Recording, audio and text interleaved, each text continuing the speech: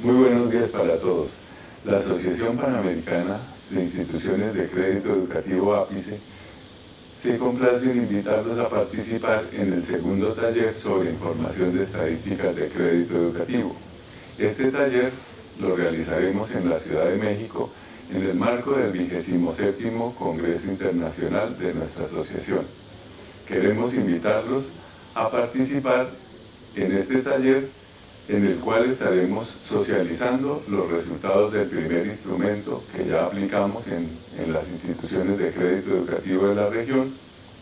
De igual manera, esperamos comentarles y mostrarles cómo funcionará un aplicativo que estamos diseñando especialmente para el manejo de la información sobre crédito educativo y becas, y también esperamos iniciar la conformación de la red de encargados de crédito educativo en la región.